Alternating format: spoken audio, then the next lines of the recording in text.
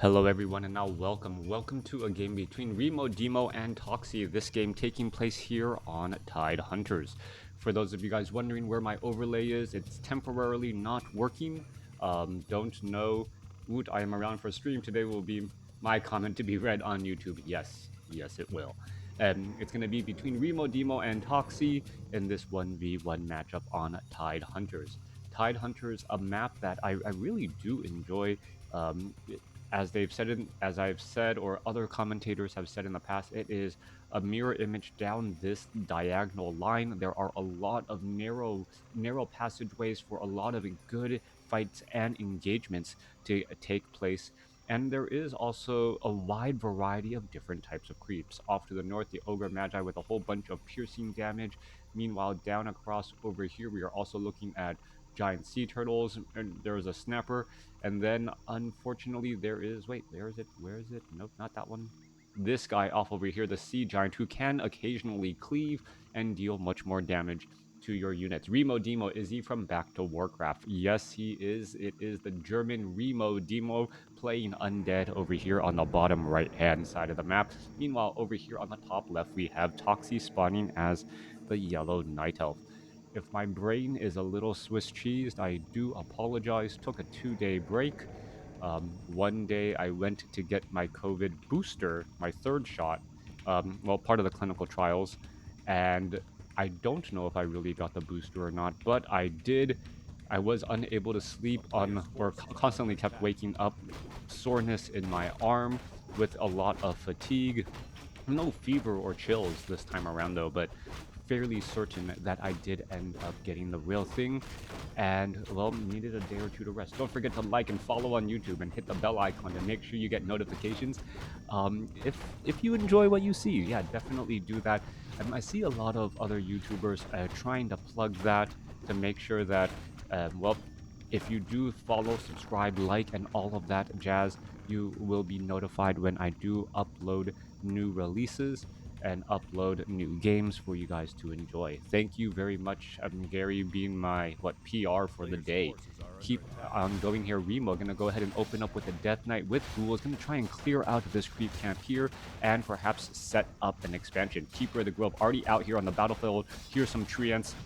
And the Treants are going to do exactly what they want to do here, put pressure and try to gain a little bit of a tempo advantage over this undead expansion. No Ziggurat down as of yet.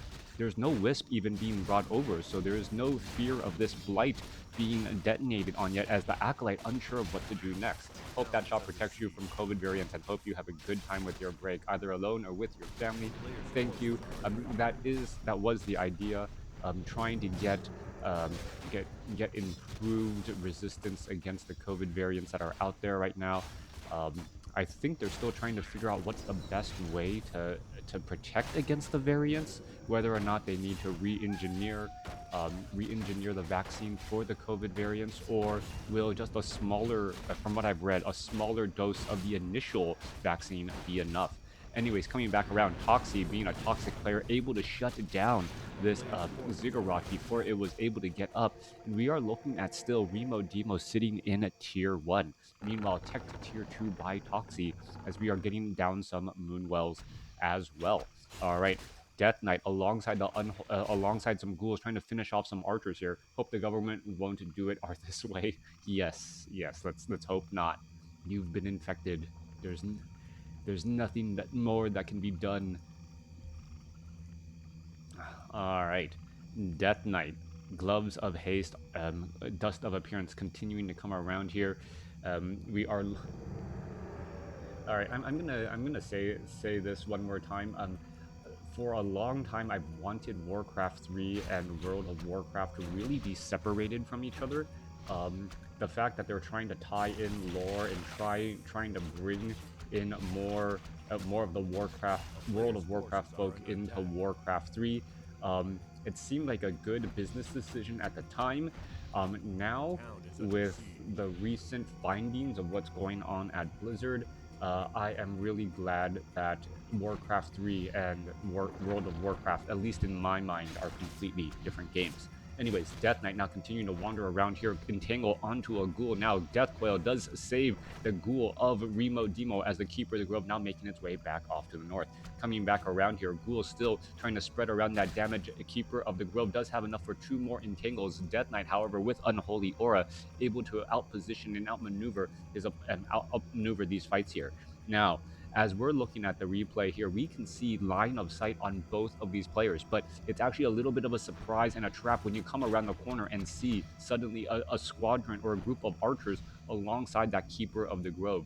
Both of these players, or excuse me, Toxi actually doing a good job using the line of sight against Remo. Remo unsure of where to position his ghouls as the Death Knight now gets trapped in a rather uncomfortable spot. Naga Sea Witch now down, and well, are we going to see those cold arrows? There's that cold arrow. Are we going to be looking at another entangle? A little bit of chip damage coming across as the Death Knight gets back onto Blight.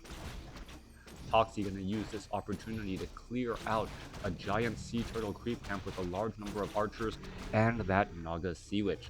This is the perfect timing to try and put pressure on the opponent. Now, Keeper of the Grove and Naga Sea Witch, before this expansion can really start to pay for itself. A lot's been invested here to get these acolytes, the ziggurats, and this gold mine all into position, in addition to a necropolis. But Toxi instead opting to go for the giant sea turtle creep camps, perhaps get to level 2 on this Naga Sea Witch and level 3 on the Keeper of the Grove, and push in with pressure with superior heroes. And that may or may not work. We'll have to keep a close lookout, as the Death Knight may have level 2 Death Coil, which means better heals, and then from there, Undead is just going to continue to grow on its advantage more and more. All right, one Sea Turtle going to get taken down, multiple Wisp, level 2 now on the Naga Sea Witch, Death or Keeper of the Grove able to pick up an item. There's an Entangle, there is the Cold Arrows, and that is in fact a lot of damage as the units are now trying to make their way back out. Naga Sea Witch could be in trouble. Keeper of the Grove does not have, I repeat, does not have the well, Scroll of Town Portal was transferred, but Toxi doesn't use it in time. I was going to say the Keeper of the Grove doesn't have a Staff of Preservation. We saw the Scroll of Town Portal transferred, but the Naga Sea Witch didn't actually use it, as we are looking at, well, that was a little bit of a mistake right there, using a Ritual Dagger on a skeletal minion when there was actually a low hit point ghoul that was about to die.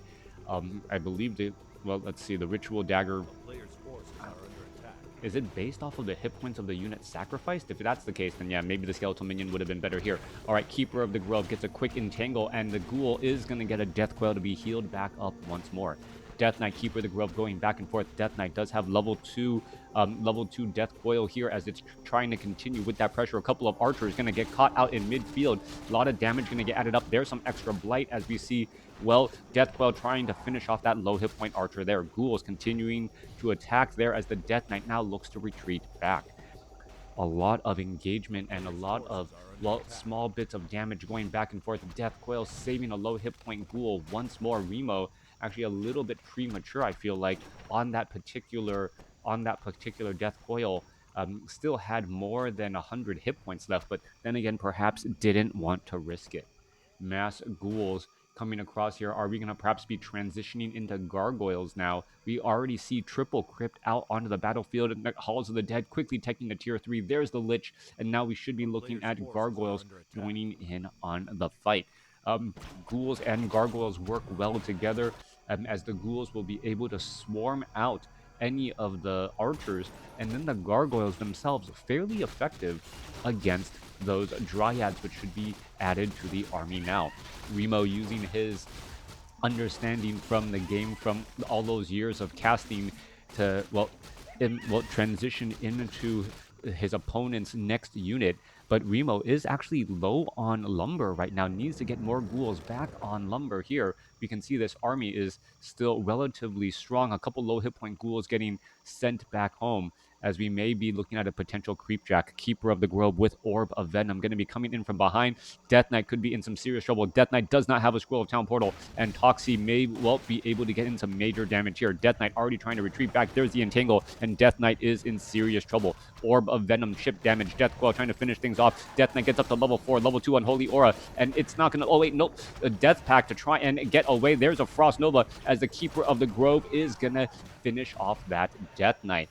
All right, level 4, trying to level up, getting to Death Pact, in fact, to try and save beautiful micro in the end, but thus the ghouls did not have enough hit points, didn't translate enough. Lich gets taken down as well, as Toxi is going to perhaps put pressure onto the slaughterhouse, force a cancellation, as well as ghoul after ghoul is getting taken down. Slaughterhouse now completed, obsidian statue now being added, the triple crypt not really mounting to much at all. As we are now transitioning into gargoyles, why weren't they being trained earlier? That is my only question. Spirit Tower, Nerubian Tower, all done here. We are looking Priestess of the Moon. Are we going for triple? Are we going to be getting up another Orb of Venom? This is some major range damage indeed. The Naga Sea Witch could eventually turn off those cold arrows, and you can have triple range Orb of Venom, which does stack and, well, really chips away at units very, very fast. Death Knight going to get resurrected at the tavern to try and, well, make up for that time loss. Obsidian statue now going to be joining in alongside of this Death Knight, as that Death Knight still low on mana and currently at half hit points, as he's going to try and bounce back and get back into this game. All right, Crypt Fiends getting added in. We are transitioning away from gargoyles. All right, this is a triple Crypt Fiend opening with Ghoul Frenzy behind this. These ghouls will be getting a sudden increase in damage as well, but both sides are looking at expansions. 49 over 50 supply compared to 53 over 70. Remodemo in that low upkeep hell, so to speak, where it'd be better off if you didn't have one of these Crypt Fiends being trained. Oh, did he get out of it? Nope. Sitting at 53 over 70 and doing triple upgrades, Burrow, Web, and Ghoul Frenzy all at the same time. That double kill out, probably Janice probably casted it live. No, I think Entei, nope, Janice was not there. Neo was not there casting this game. So we'll see what will be unfolding next. Death Knight, Lich, ready to go. Double Gloves of Haste plus an Orb of Corruption. And we should be, are we going to be looking at a third hero? We are not. So it is going to be, well, Destroyer form and Obsidian statues. Crypt Fiends could be added. A lot of Ghoul Frenzy, very fast attack speed, as we are going to be getting into this next fight. All right, Priestess of the Moon, nearly at level 2. Naga Sea Witch sitting at level 3, most likely with level 2 Fork Lightning. And oh, I didn't notice this, but the illusions can actually Cloak of Shadows as well, as we're now getting into an engagement again. Another potential creep track. Fork Lightning going across multiple units. Death Coil a day late and $1 short on Remodemo's Crypt Fiend, as the Death Knight unable to save that target. Meanwhile, units are retreating back. Druid of the Claw taking quite a bit of damage as well. Negative armor plus the fact that it was low on, it was not in bear form, really detrimental to its health there. Meanwhile, an illusion, Keeper of the Grove still being left behind here. Another Owl Scout to try and keep track of all of those units, as we're going to be looking at the Gargantuan Sea Turtle and the remainder of this creep camp cleared up here in just a moment. Finishing off the last of these giant sea turtles. Sea Turtle going to get taken down. Lich now gets up to level 2.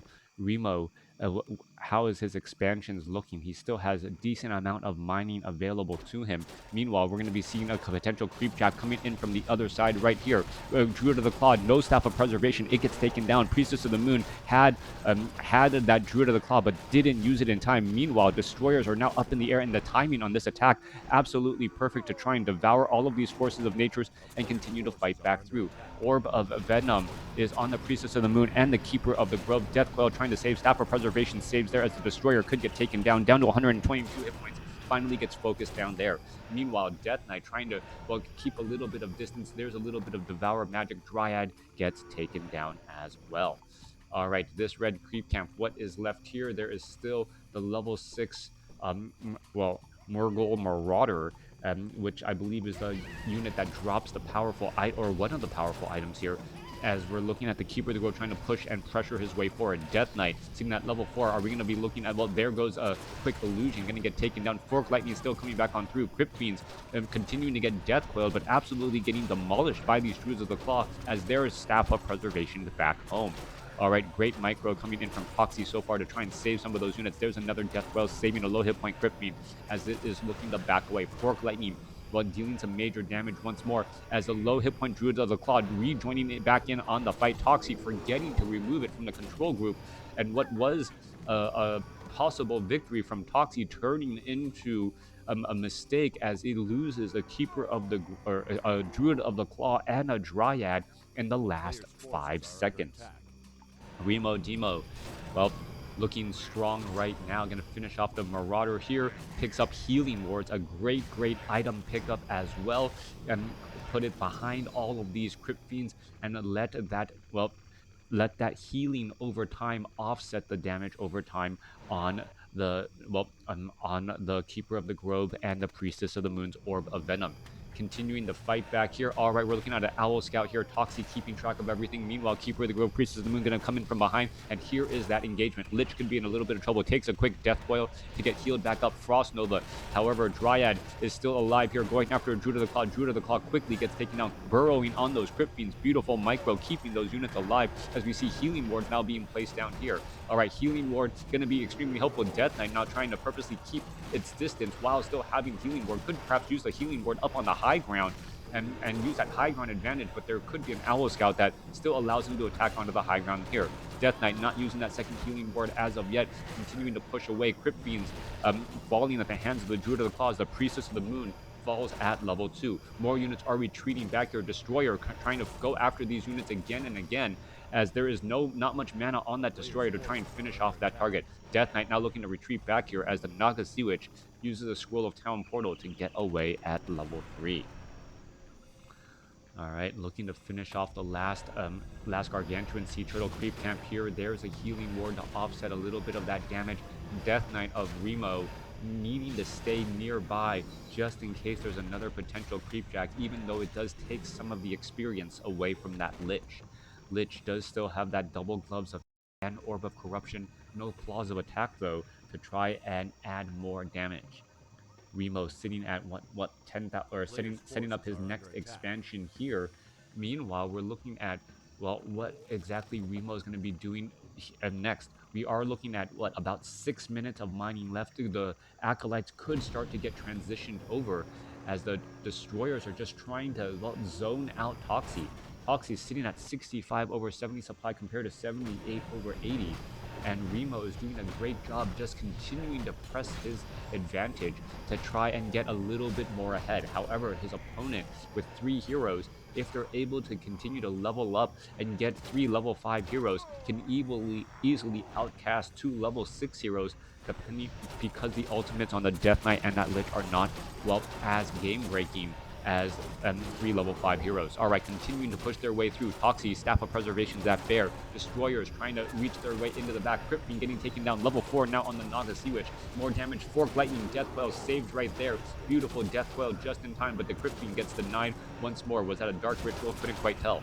Naga Sea Witch sitting at level 2, wants to get to level 3. That would be a major damage bonus for all of the range units, which is pretty much everything except for bears. Keeper of the Grove continuing the fight here. Ancient of Wonders acting as a little bit of a choke point, but now getting beat up as well, as the Abominations now with Disease Cloud could easily spread around a little bit of that damage across all of these low hit point Dryads.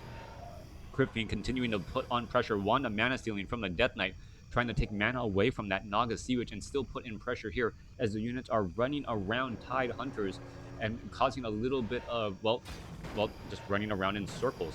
At this point, though, Toxi has led Remo to the expansion, which is not nearly as well defended at all. No Moonwells here. Keeper of the Grove trying to join in on the battle, a little bit of a flank, but I believe the writing is on the wall. Toxi is going to be in some serious trouble after this battle, even after that double hero kill earlier on. Ancient of War about to get taken down, 62 over 80 supply. For Toxi, he still has a fighting chance, but it may not be enough as that level 4 Naga Sea Witch has fallen. Back across the other side, the Entangles, the Treants, not worth nearly as much as the Bears are trying to get in onto those targets. Level 5 now on that Lich, major damage. Level 3 Frost Nova, level 3 Death Coil, nearly dead Priestess of the Moon, Scroll of Town Portal in time with 22 hit points. There's that retreat back. Massive repairs onto the Tree of Life here, as the Death Knight could get to level 6 here in just a second. 73 over 100 supply. I believe the Death Knight does in fact get to level 6 and uses Animate Dead. Alright, Animate Dead to add in a little bit of additional damage here. I normally don't recommend Animate Dead. The additional hit points or the additional death throws are perhaps more, but you know, Animate Dead was lowered in mana cost. Dryads now in the back, not joining in on the fight here. We're still looking at continual battles as the additional Crypt Fiends are adding in some extra damage. 29 to 49 damage on those upgrades, as we're looking at the Tree of Life about to get taken down. All right, Tree of Life down to 0 hit points. All the Wisps going to get taken out here. Lich sitting at level 5 does have Devotion Aura, and there goes all of those, well, dead or Animate Dead Crypt Fiends. Lots of missed staffs, not really. Normally, Night Elf players sometimes go 2 or even 3 staffs. We've only seen 1 staff come in from Toxi so far. Priestess of the Moon is the only unit with the Staff of Preservation, as we see that Staff of Preservation used right there, but doesn't matter nearly as much when the battle is happening right next to the Tree of Eternity, teleporting it only a half a screen away. Death Knight continuing this battle here does have a healing ward. Could try to place it in the back here as the Death Knight, while battling up against some bears. Bears are wandering around here. The Crypt Fiends and the Dryads are all on top of each other. This is a complete nightmare of where all of the lines in this battle are, well, not clearly drawn or defined. Owl Scout able to keep track of that burrowed Crypt Fiend here. Remodemo actually taking quite a bit of damage, losing a lot as Remo, well, has to be careful. The Moonwells are going to give a little bit of an home field advantage to the Night Elf as they're able to constantly heal. Druid of the Claw down to 139 hit points. There it is. Druid of the Claw trying to heal back up next to those Moonwells and get it engagement.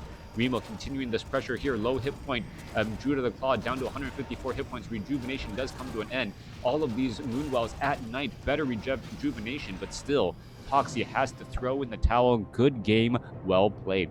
There's 2 staffs, one in Naga, one in, I believe there was only 1. Yeah, hopefully the overlay does get fixed. But yeah, Remo of Back to Warcraft fame, taking down Toxi in this 1v1 matchup, Undead versus Night Elf on Tidehunters. Let me know what you guys think in the comments below, and I'll see you guys next time.